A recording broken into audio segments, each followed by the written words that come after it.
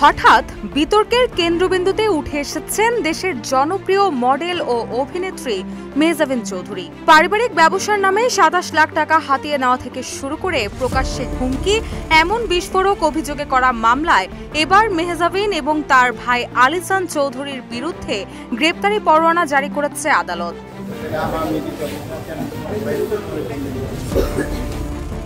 ১৬ November আদালত সূত্রে জানা যায়, মামলাটিতে আসামিদের আদালতে হাজির হওয়ার জন্য দিন ধার্য ছিল। তবে তারা আদালতে হাজির না হওয়ায় গত ১০ নভেম্বর ঢাকার নির্বাহী ম্যাজিস্ট্রেট আদালত ৩ আফরোজা তানিয়া তাদের বিরুদ্ধে গ্রেপ্তারি পরোয়ানা জারি করেন। একই সঙ্গে গ্রেপ্তার সংক্রান্ত তামিল প্রতিবেদন দাখিলের জন্য আগামী ১৮ ডিসেম্বর ধার্য করা হয়েছে।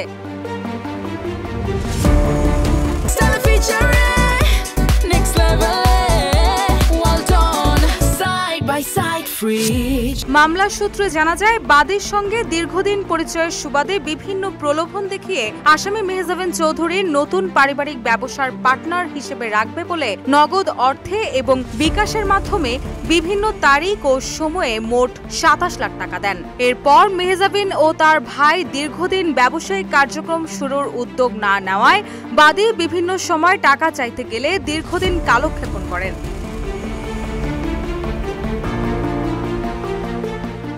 এতে আরো বলা হয়, গত ১১ ফেব্রুয়ারি পাওনা টাকা চাইতে গেলে আমাকে ১৬ মার্চ হাতিঝিল রোডের পাশে একটি রেস্টুরেন্টে আসতে বলেন। ঘটনাস্থলে গেলে মেহজাবিন ও তার ভাই সহ আরো অজ্ঞাতনামা ৪-৫ জন অকথ্য ভাষায় গালিগালাজ করে এবং জীবন নাশের হুমকি ধামকি ও ভয়ভীতি প্রদর্শন করেন। তারা আমাকে বলেন, এরপর তুই আমাদের বাসায় টাকা চাইতে যাবি না, তোকে বাসার সামনে আবার দেখলে জানে মেরে ফেলবো।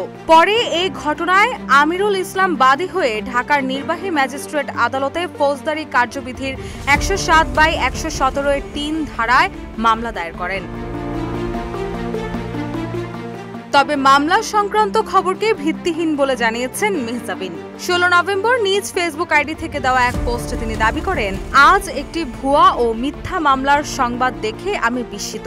আমি মনে করি বিষয়টি সম্পূর্ণ ভিত্তিহীন এবং উদ্দেশ্য প্রণোদিত গুজব ছাড়া কিছুই নয়। ইতিমধ্যে তার আইনজীবী যথাযথ আইনি ব্যবস্থা গ্রহণের প্রক্রিয়া শুরু করেছে বলেও জানান তিনি। এদিকে মেহজাবিন তার বিরুদ্ধে ওঠা অভিযোগকে ভিত্তিহীন দাবি করলেও গ্রেপ্তারি পরোয়ানা জারির পর ১৬ নভেম্বর সন্ধ্যায় ঢাকার নির্বাহী ম্যাজিস্ট্রেট আদালত ৩ আফরোজা হক তানিয়ার আদালতে আইনজীবীর মাধ্যমে আত্মসমর্পণ করে জামিন আবেদন করলে আদালত শুনানি শেষে আবেদন মঞ্জুর করেন এবং আগামী ১৮ ডিসেম্বর মেহজাবিনের জবাব দাখিলের দিন ধার্য করেছেন আদালত। বিষয়টি নিশ্চিত করে মেহজাবিনের আইনজীবী অ্যাডভোকেট তুহিন হাওলাদার জানান, বাদীর সাথে মেহজাবিনের কোনো পরিচয় নেই। সম্পূর্ণ হয়রানির উদ্দেশ্যে মামলাটি করা হয়েছে। অভিযোগের কোনো প্রমাণও দেখাতে পারেনি বাদী।